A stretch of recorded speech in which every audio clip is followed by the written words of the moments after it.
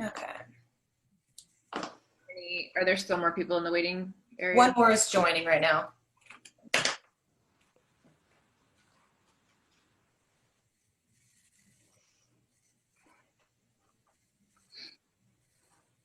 Should we stop the recording and then restart it in a second? Okay. Hello, everybody. Thank you for taking the time to join us today. I am Bree Gorman with ResTech. We have Lauren Fisk and Thomas Ball and Kristen Weedle also from ResTech on here. We will be monitoring the chat box for you today. It's going to be a 20-25 minute presentation, and we will have some time for questions at the end. If you have anything urgent that you want to throw out there, just please throw it in the chat box and we will make sure to get to it in just a little bit. All right. And please welcome our speaker, Dr. Jay Yapuri. He's a partner at Digestive Health Associates of Texas, and he's the past president of the Texas GI Society and the Texas ASC Society, among many other things, but I will let him get started with the presentation on Stretta and the management of GERD. Thank you, Lauren, and thank you to ResTech for allowing me the opportunity to share my experience and the long-standing experience of this incredible technology with all of you today. Good morning, afternoon, or evening to wherever you are. I understand we have an international group with us today, and I'm going to take myself off the video here so the focus is on the slides. So let's get started talking about Stretta, which I think would be great for everyone to keep in mind that this is a fantastic bridge in terms of therapy between medical therapy and more invasive anti-reflux procedures. So, so multiple observational studies from different institutions have consistently over time now reported improvement in patients' GERD symptoms and quality of life based on standardized, validated scales. And the meta-analysis, similar to the results of the randomized studies, a large meta-analysis have reported that the Stretta procedure can significantly reduce acid exposure and for a long duration of time. And we'll get into the data later. With the results of studies similar to those of Nissen with RFE reducing or eliminating reliance on PPIs for symptom control. And then also incorporation of Stretta into the society guidelines, both ASG and SAGES.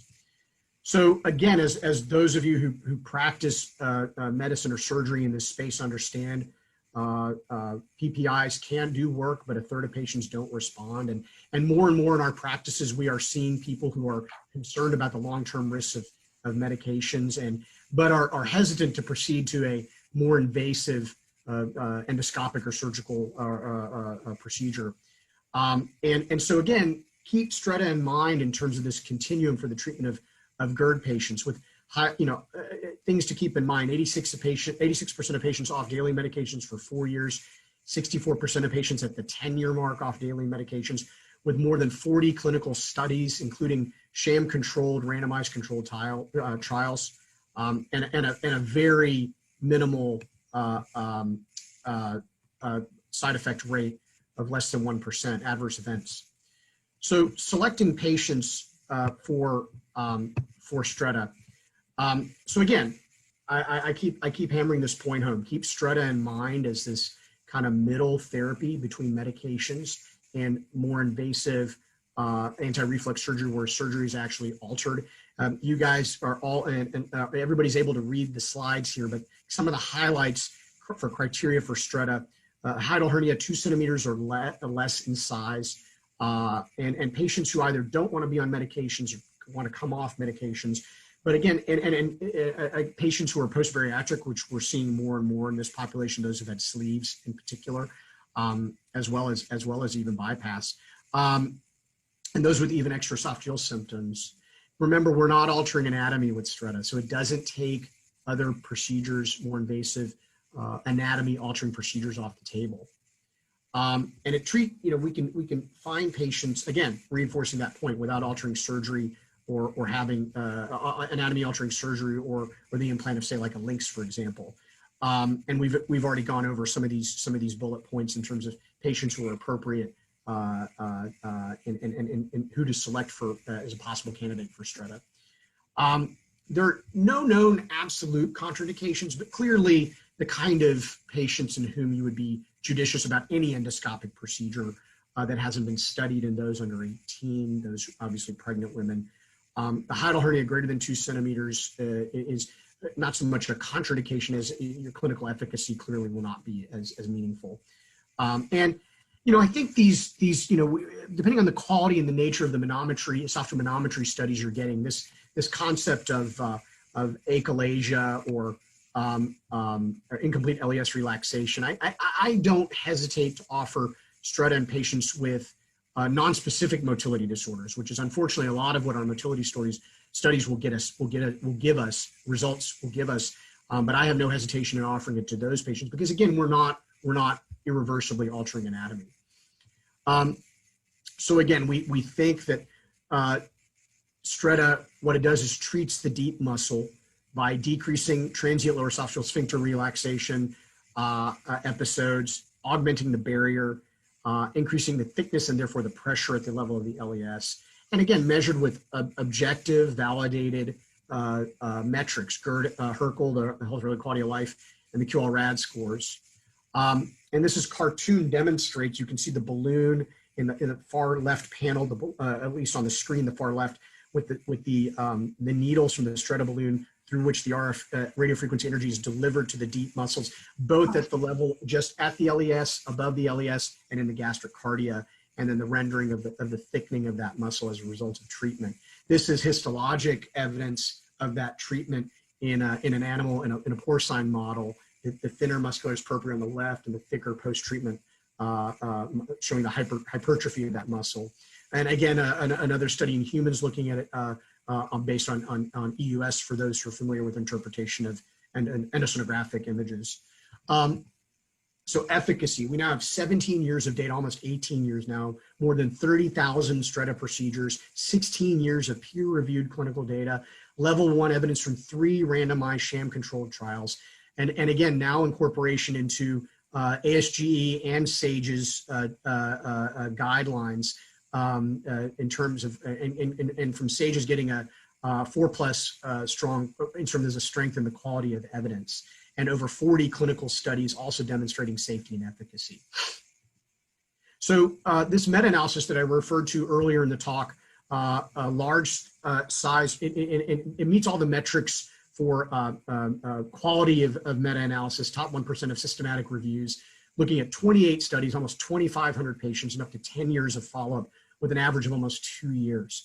And across all endpoints, significant improvement in HERCL scores, heartburn symptom scores, patients coming off PPI, healing of EE, reduction in esophageal acid exposure, and again, this low adverse event rate of less than 1%. Here, that meta-analysis, the pooled results, looking at the HERCL scores reduced by 14.6, a majority, more than half of patients off of PPI follow-up, EE reduced by a quarter, and a mean esophageal acid exposure reduced by a variable rank 3, 30% normalized. This all reached statistical significance.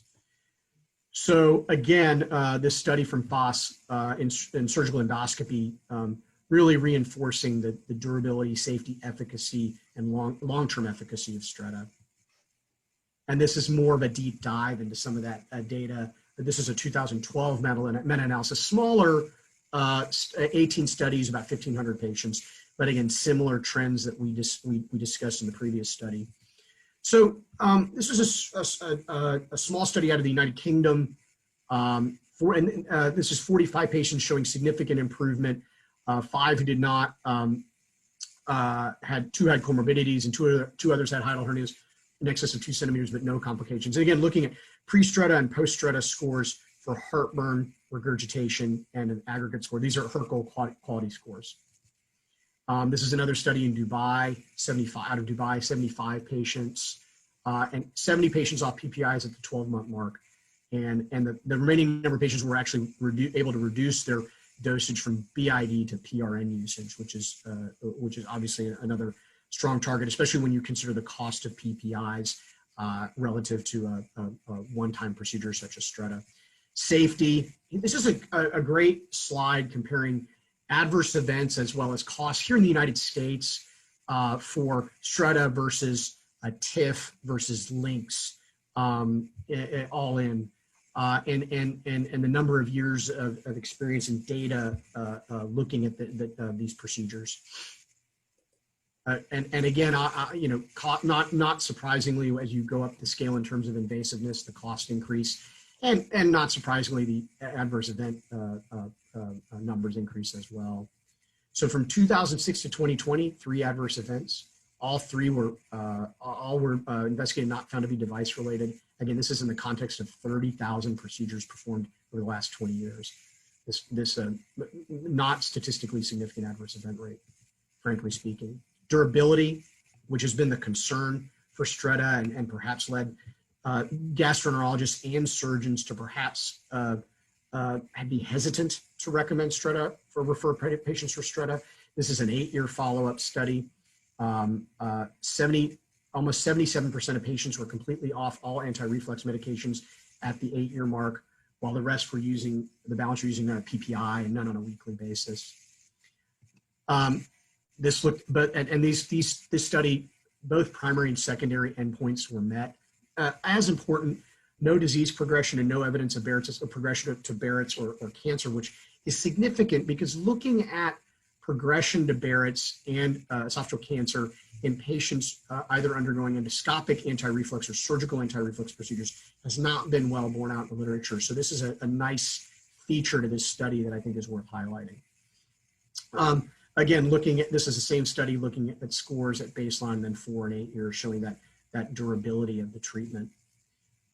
This is another study by Mark Noir, one of the pioneers in Stretta therapy from its earliest iteration, published about 6 years ago in surgical endoscopy. Again, all endpoints trending towards statistical significance in terms of healthcare improvement in healthcare-related quality of life scores, and the other metrics that we've discussed: reduction to no use of anti-reflux medication. And interestingly, improvement in Barrett's, in the presence of Barrett's was observed with 85% of cases showing the disappearance of intestinal metaplasia and resolution of dysplasia. This same study from Dr. Noir, and highlighting some of those points we discussed before.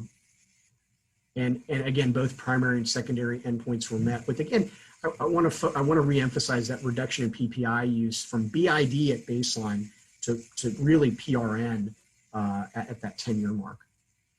This is another slide demonstrating this bar chart looking at Herkel scores and medication use over the ensuing 10 years.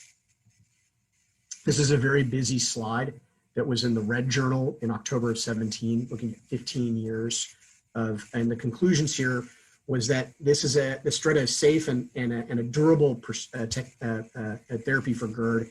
And this is a subgroup of patients that had a partial response to PPIs or good response to PPIs, but these are patients who were selected because they had side effects from PPI use or long-term medication use. Now, another niche role for patients in the bariatric population, for which more traditional anti-reflux surgical or endoscopic procedures that involve altering anatomy are not an option. This was a study looking at patients who had Roux-en-Y gastric bypass, which is interesting because, as many of the people on this talk know, Roux-en-Y bypass is actually a great operation for reflux. But these are patients with persistent reflux, demonstrated by objective pH testing, 71% symptom-free with pH normalization after Stretta. This is this was a study done in Surgical JAMA, published in Surgical JAMA in 2014. And both patients who underwent a laparoscopic sleeve and a Roux-en-Y, and established some criteria for those patients in whom selection may be appropriate. Again, emphasizing the point, we're not altering anatomy. It doesn't take surgical or what I should call anatomy altering options off the table. It can be repeated. In my own practice, I have a handful of patients in whom I've repeated Stretta. In fact, I'm getting ready to do a repeat Stretta on a patient who had one about 10 years ago with Dr. Noir, actually, now lives here in Texas where I live in practice, and is an appropriate candidate for a second Stretta. another study looking at efficacy in patients who had a room-wide gastric bypass. And again, these patients underwent objective pH assessment prior to Stretta and then after Stretta. Small study, but again, meaningful outcomes from a clinical standpoint. And another small study. This is this study with 7 patients who underwent room-wide gastric bypass and how they responded to Stretta. This was out of Duke for patients who had a sleeve. These were patients who, it was a shorter analysis, if you will, or really the outcome, the endpoints were much shorter, but at least demonstrating the point that these patients were symptom-free in the immediate periprocedural period with no complications. And then the other niche of patients is using Stretta after, say, a Nissen, for example. These are patients who either 18, these are almost 100 patients, 18 had Nissen failures, 81 were refractory GERD after a Nissen, and all were refractory to BID PPI. This study showed a median Herkel decrease that was statistically significant. A satisfaction increase in score was also statistically significant. And the PPI use, again, that consistent about 50% decrease use at that 10-year mark. So again, another study looking at this cohort after an anti-reflux procedure to avoid reoperation. So let's move briefly to the society recommendations. This is from SAGES, the Surgical Endoscopy Society, their board of governors in March of 17, a little over 3 years ago. The level of evidence gave Stretta a very strong recommendation for use as therapy for the management of reflux in the appropriately selected patient, and a similar guideline, similar statement from the ASG, the GI Endoscopic Society guidelines in June of 15. So this is a budget analysis. Let's turn to cost from a payer perspective, which is important as we try to bring Stretta into our institutions, and also depending on the part of the world you practice in, how this procedure will be paid for. And this study looked at the adoption of Stretta can show significant savings to health plans and to health systems when compared to surgery or ongoing medical management. And another study here looking at looking at a different population, but again, looking at it more in terms of the medical management from a PPI cost standpoint. This slide refers to ResTech's guidelines for training for Stretta here in the United States. And if you have more questions on this, I will definitely defer to my ResTech colleagues to address that more. So conclusions: multiple observational studies have shown that Stretta consistently improves GERD symptoms based on objective scoring measures, Herkel. These are validated, clinically significant scoring mechanisms, and based on patient-centered metrics. Largest meta-analysis to date validating these outcomes, with long-term results similar to that of Nissen in the appropriately selected patients, with key emphasis on reducing or eliminating reliance on PPIs, and the strength of support from both the surgical and GI endoscopic societies. I'd be happy to take any questions at this time. I appreciate your attention. Thank you.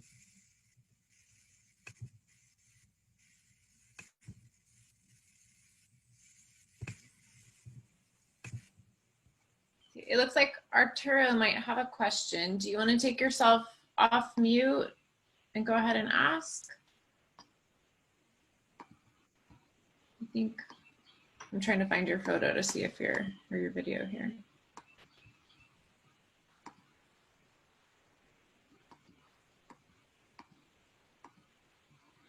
I'm muted. Okay. Dr. Yupuri, can you see that question in the chat?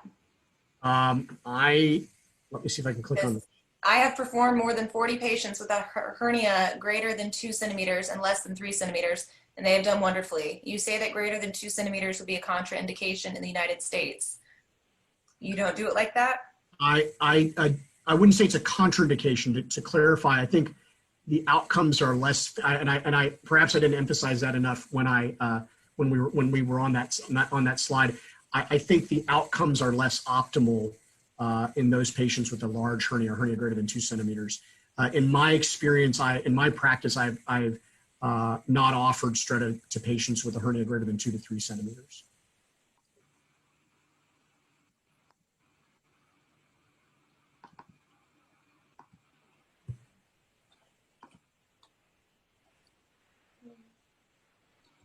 Let's see. And Lauren, I do have the chat up now. Awesome. I figured out how to bring that up. Okay, so it looks like we have another question from Karel Balihar. Yes. Yes, sir. So that's a great question. During the procedure, I think your most common technical problems include, one of the issues is the needles come out at 90-degree angles to each other. So there's 4 needles at the different levels. And one problem that's not uncommon is when a needle loses contact, or one of the needles, quote unquote, drops out. So that's either an issue where the energy being delivered is above a certain threshold, or the resistance or impedance to that energy being delivered exceeds a certain threshold. So the treatment is not felt to be efficacious at that level, at that angle. And so that needle will drop out. But remember, one of the most elegant features of Stretta is the redundancy in the procedure. So we're treating multiple levels at different angles relative to the circumference of the esophagus. So there is a not insignificant overlap of where the needles are placed and treatment is deployed. So that inherent redundancy of the procedure can overcome that issue when needles drop out. Furthermore, if you reach at least 30 seconds of treatment threshold at any given site, that is felt to be an adequate treatment energy delivered as adequate at that level and that angle. I think other issues may be if your patient is not, and this is not so much from the endoscopist standpoint, it is anesthesia standpoint, if the patient is not adequately sedated and they wake up during the procedure, you may want to pull out, reorient, and sometimes check your balloon again. A third issue is, especially when you start to do the treatments in the cardia, sometimes if the patients have a hiatal hernia, your measurements and your estimation of where your needles will land when you bring the balloon up. So the way you treat in the cardia is you advance the treatment catheter into the stomach, you inflate the balloon, and there's 2 different diameters for treatment when you're in the stomach. That when you deploy treatment in the cardia, when you bring that balloon up and cinch it up into the cardia, there may be some give if there's a hernia that perhaps may have been underestimated or is looser than you may have thought. And that may require, you may want to remeasure during the procedure. Fortunately, these are rare, but they can occur. Those are some of the kind of bigger, I think, 30,000 foot technical problems that I've encountered in my practice. Not a bad question at all, Dr. Mundere. The procedure takes about 30 minutes all in. Once you have your staff really up to speed and really and kind of have, as with any of the procedures that we do, once you have that kind of orchestra playing in harmony together, 25 to 30 minutes. So really not a very long procedure at all.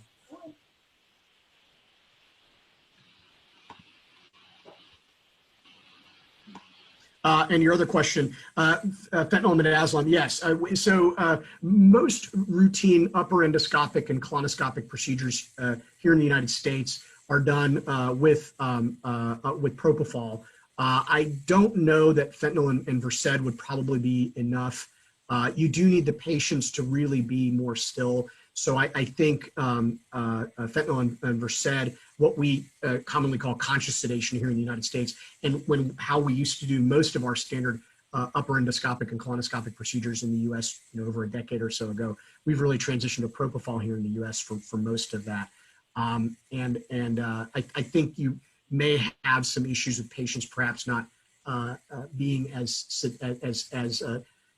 deeply and consistently sedated. That said, clearly in the U.S., we have other issues with polypharmacy and other substance abuse that may not allow our patients to perhaps respond as desired to Versed and fentanyl as, say, in other parts of the world where you don't struggle with some of those societal pharmaceutical issues.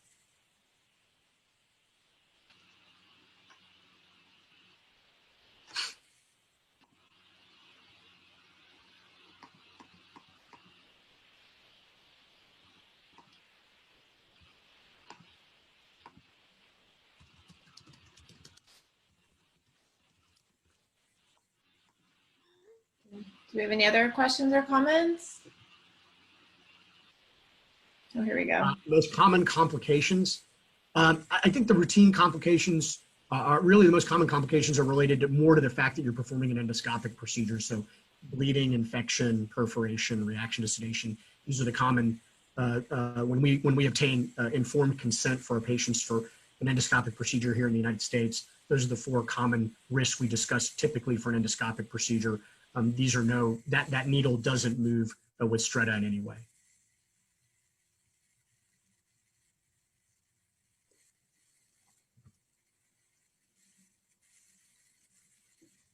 Well, if there are no other, well, here we go. That's all we have to do is just hint at it. Another one pops up. That's a good question. My protocol for post-procedure is, so I perform Stretta in what here in the United States we call a hospital outpatient department. So this is a outpatient facility. This is an endoscopic, what we call the GI lab or endoscopy lab at a hospital where both procedures on inpatients and outpatients are performed. So we will, they're followed routinely in recovery and then discharged. I usually prescribe patients for two medications after procedure. I keep them on their PPI for at least another 2 months after. But other than that, and I misspoke, I apologize, just one medication, their PPI. I don't routinely prescribe, say, a compounded viscous lidocaine solution or oral liquid pain medications or tablet pain medications for my patients. To jump to the other question that seems like a corollary to that one, in my practice, I don't really have a lot of patients that experience significant pain. The pain I have seen is when perhaps a needle deployment due to mismeasurement on my part was a little too high. So we had a needle deployment kind of more distal, more above the kind of the mid-distal esophagus. That patient had some chest pain afterwards, but no adverse effects or sequelae afterwards. It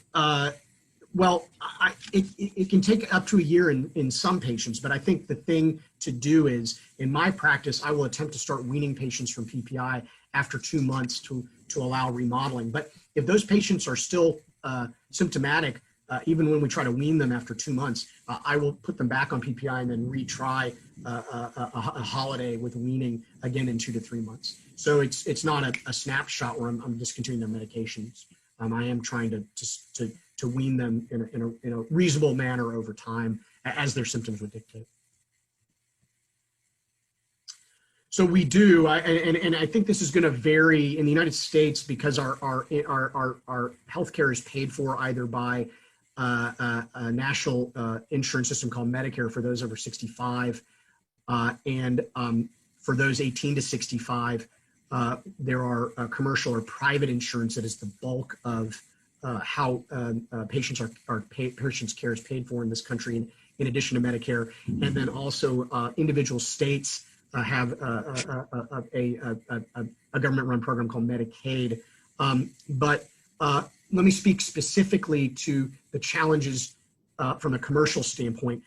In my part of the world, here in Texas, we have particular issues with some of the commercial insurance payers. However, ResTech, with the help of many practitioners in the Stretta space, have been very diligent and consistent in talking with and meeting with the policy committees for the various commercial payers in the United States, and really trying to get them to change their policies. We're on the cusp. In fact, Lauren and Bree and I were talking about this yesterday. We're on the cusp of one of our major insurers here in my part of the world and here in the United States of changing their policy, which I think will be a sea change. And it's a domino effect. Once one of these companies changes their policy, you would expect to see the others change suit. The other side of that, in point of fact,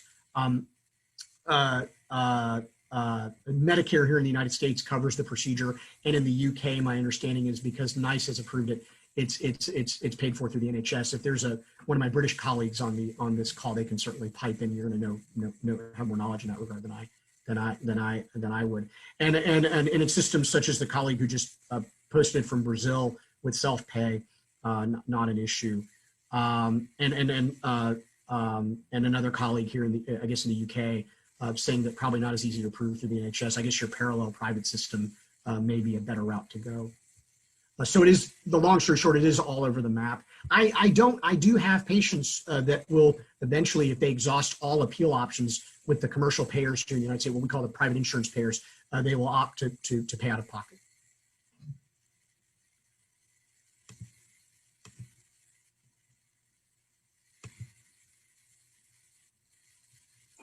I think your most recent question about self-pay cost in Brazil and UK, that can actually be directed to Thomas Ball. I'm going to put his email address in here and a couple of areas that he can provide additional support.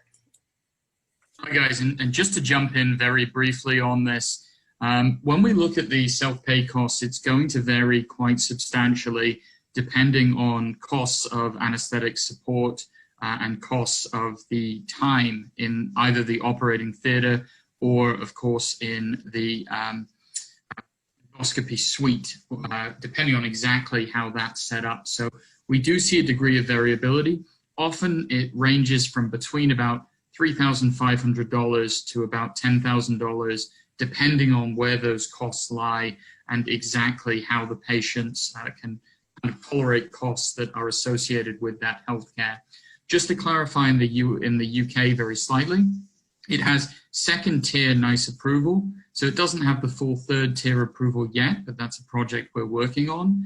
Mr. Reddy has been able to perform a number of cases through his NHS trust and has used the Stretta procedure on the NHS, and we fully intend to expand that program in the near future as soon as we're able to, and as soon as we manage to go through all those steps. It does take a little bit longer to get that final NHS approval than the earlier steps. Having said that, we have a number of private hospitals in the UK that have been very active in marketing the Stretta procedure, and we have multiple users who are at over 100 Strettas performed. So it's been a very good area, and certainly I think it shows that there's an appetite in patients for this sort of procedure as opposed to necessarily just with clinicians.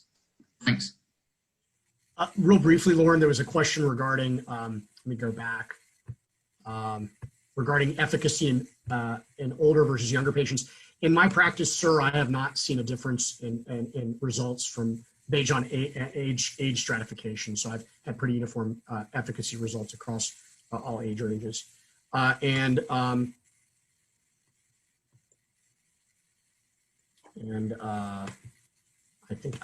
I'm just scrolling back. I wanted to make sure I didn't miss another question, but it doesn't look like I have. Yeah, I think everything's covered. Great.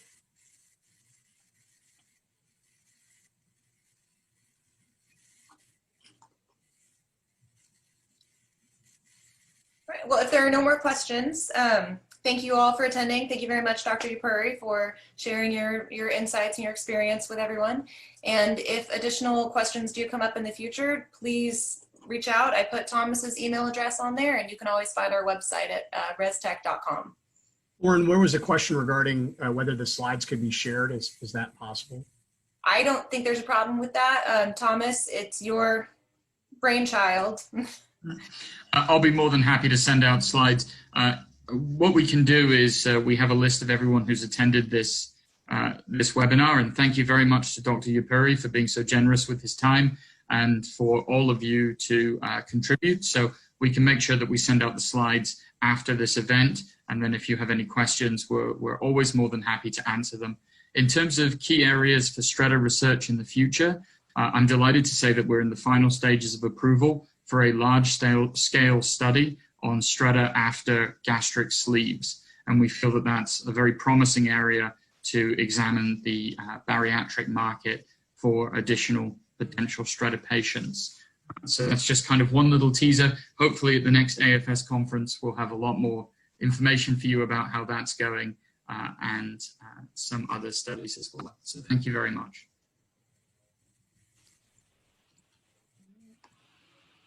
Have a great weekend, everybody, and enjoy the rest of AFS. Thank you. Yeah.